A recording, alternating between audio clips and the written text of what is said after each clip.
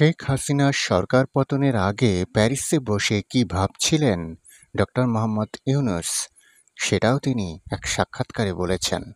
প্রধান উপদেষ্টা মোহাম্মদ ইউনূস মনে করেন যে পরিবর্তনের জন্য মানুষ প্রাণ দিয়েছে, সেই আত্মত্যাগ অর্থবহ করতে বাংলাদেশকে নতুন করে গড়ে তোলার বিকল্প নেই, আর সেই পরিবর্তনের প্রশ্নে সবাই ঐক্যবদ্ধ। তার ভাষায়, আমরা আর পুরনো চর্চায় ফিরে যেতে রাজি নই। জাতিসংঘের সাধারণ অধিবেশনের ফাঁকে যুক্তরাষ্ট্রের সংবাদ মাধ্যম এনপিআরকে দেওয়া এক সাক্ষাৎকারে একথাই বলেন প্রধান উপদেষ্টা। বাংলাদেশের নতুন বাস্তবতা ও ভবিষ্যৎ ভাবনার কথা উঠে এসেছে সেই আলাপচারিতায়।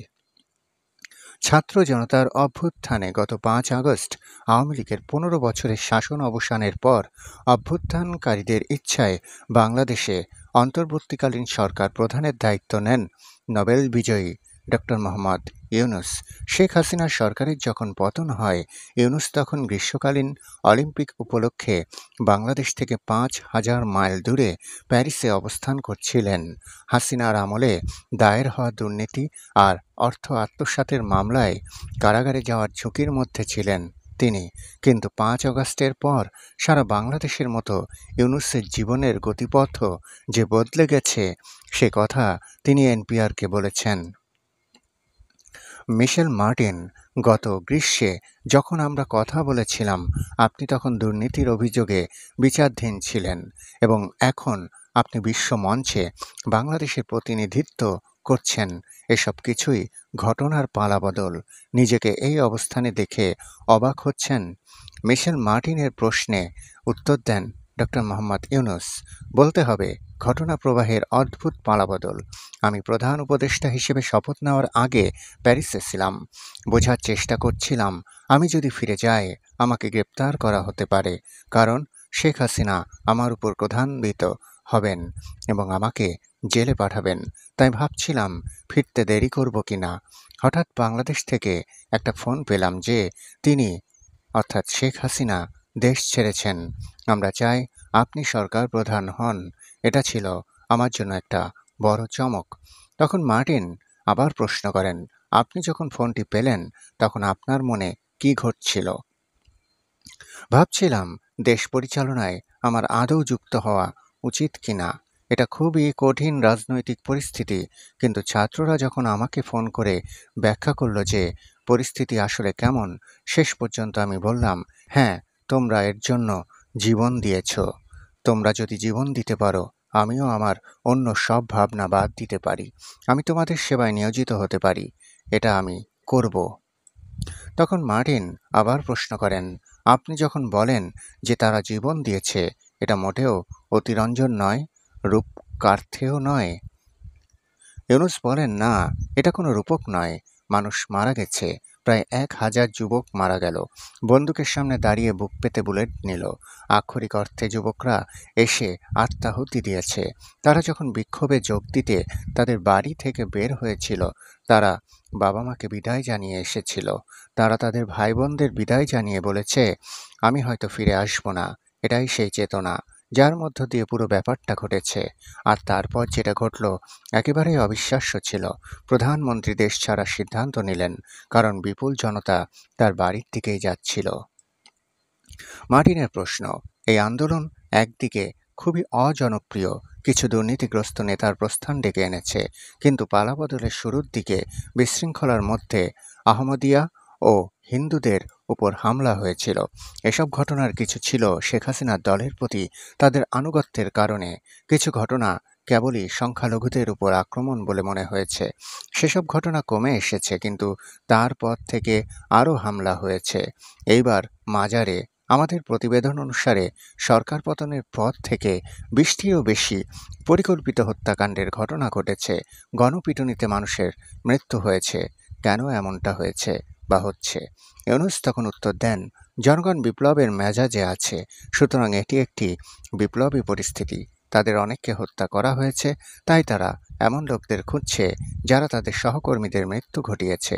তাই জনগণ শেখ হাসিনার নেতৃত্বাধীন দলের অনুসারীদের উপর হামলা চালাচ্ছিল।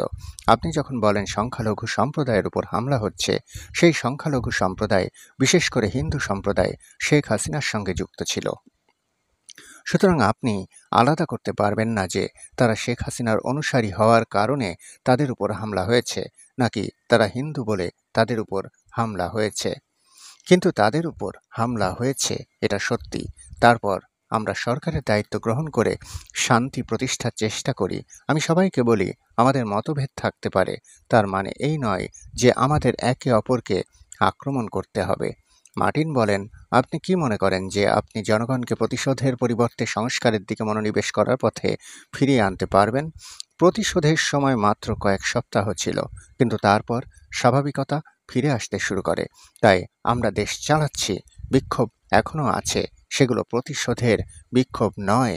বেশিরভাগ বিক্ষোভ তাদের বেতন বৃদ্ধির দাবিতে, তাদের চাকরির দাবিতে, যাদেরকে সরকার আগে বরখাস্ত করেছিল।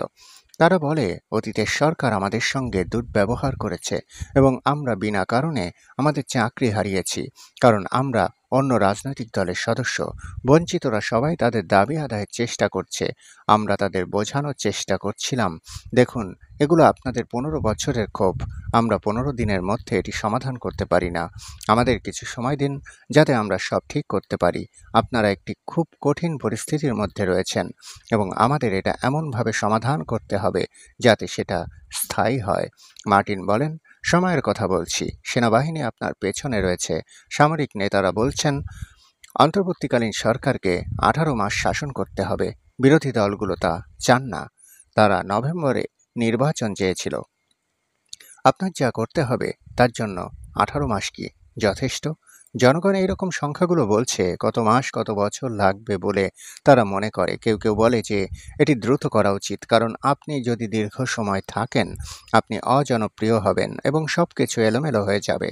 আবার কেউ কেউ বলেন না, আপনাকে সংস্কার শেষ করতে হবে, সেজন্য আপনি দীর্ঘ সময় ধরে থাকুন, কারণ আমরা সবকিছু ঠিক না করে বাংলাদেশে 2-0-তে যেতে চাই না।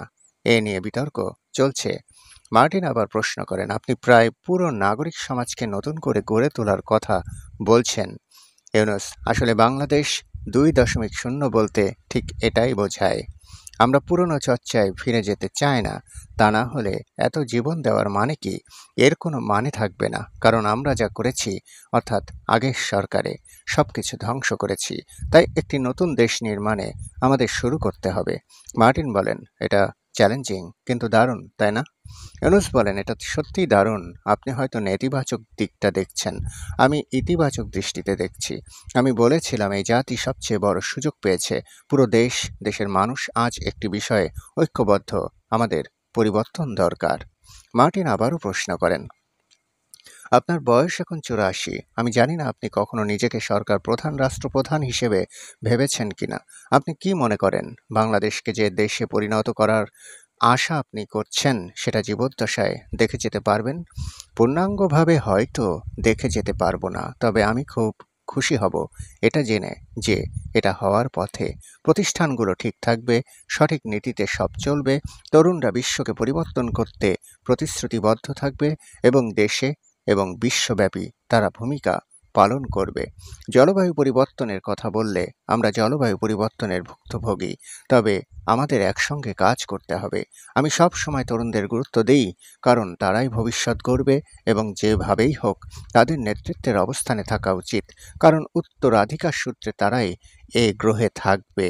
আপনি বলেছেন যে আমার বয়স 84 বছর, আমার সামনে খুব বেশি সময় নেই, তবে তাদের সামনে পুরো জীবন রয়েছে।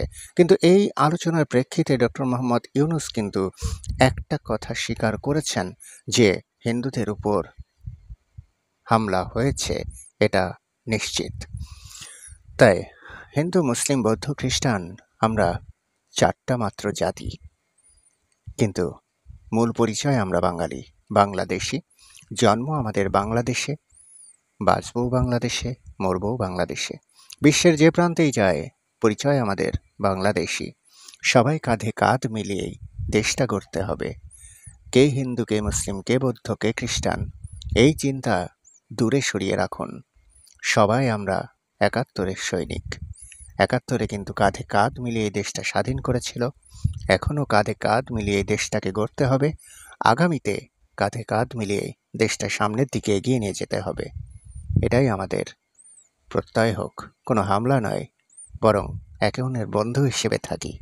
এটাই আমাদের সংস্কৃতি। ধন্যবাদ।